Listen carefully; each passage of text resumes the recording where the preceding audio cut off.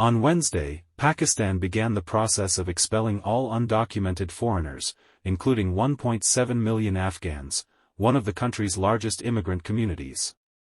Officials say the policy, which was first announced last month, will be implemented in phases, with migrants and refugees temporarily placed in holding centers before deportation.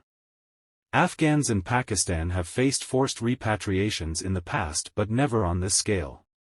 Islamabad claims the mass expulsion will protect public welfare and make Pakistan safer, but it's likely that domestic politics and worsening relations with Taliban-led Afghanistan drove the government's decision. In recent weeks, Islamabad called on undocumented foreigners to leave voluntarily by November 1.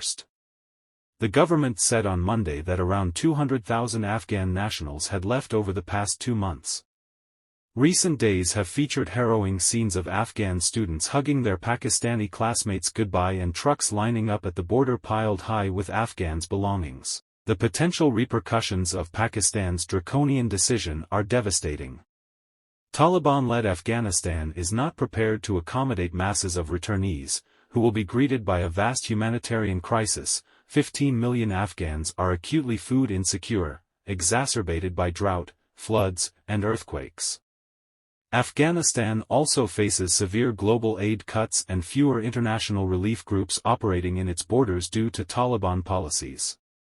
Most returning girls and women won't be able to attend school or work. For decades, Pakistan has been a top destination for Afghans fleeing conflict, with several million entering the country since the 1970s, including at least 600,000 after the Taliban takeover in 2021. Pakistan prides itself on its ability to house so many Afghan refugees despite its constraints as a poor country. But human rights groups have documented Afghans facing years of discrimination at work, school, and at the hands of landlords and law enforcement. Some Pakistanis, including government officials, have accused Afghans of stealing jobs, dealing drugs, and participating in terrorism. Pakistani officials have previously ordered thousands of them to leave. Likely for these reasons, many Afghans started to avoid Pakistan nearly a decade ago and instead fled to Europe via the Mediterranean. But for hundreds of thousands of Afghans desperate to escape their country in 2021, nearby Pakistan was the easiest option. They're all vulnerable now, especially those who previously worked for the U.S. military and await approval to enter the United States on special immigration visas. Islamabad insists its decision falls within applicable international norms, likely a reference to the many countries, including in the West, that deport undocumented immigrants.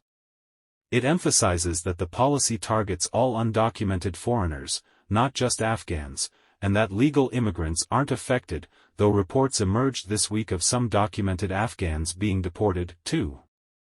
It is not clear whom, exactly, the policy will affect, but data in recent years suggests deportations may also impact migrants and refugees from Iran, Myanmar, and Sri Lanka. Indeed, it's clear that Afghans have become scapegoats as Pakistan weathers both one of its worst economic crises in years and a major resurgence of terrorism by the Afghanistan-based Tehrik-i-Taliban Pakistan, TTP. Last month, Interim Interior Minister Sarfraz Bugti accused Afghans of being involved in organized crime and terrorism and indirectly accused them of hampering Pakistan's economic recovery. Some Pakistanis condemn the move and have staged protests against it in recent days, though there is no recent data suggesting how many might oppose it. At any rate, public opinion is unlikely to sway Islamabad. Pakistan is led by an apolitical caretaker government preparing the country for elections in January. The military, which exerts heavy influence over the caretaker regime, is likely driving the policy. The army chief publicly endorsed the move and attended the meeting finalizing the plan.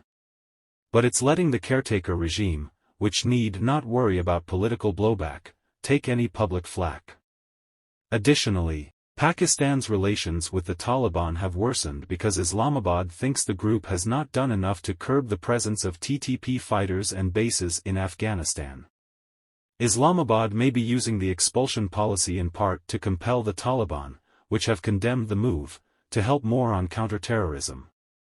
Sadly, vulnerable Afghans, from young new arrivals to older and established residents who embrace Pakistan as their only home, are becoming casualties of broader geopolitical machinations. To get more videos, like and subscribe my channel.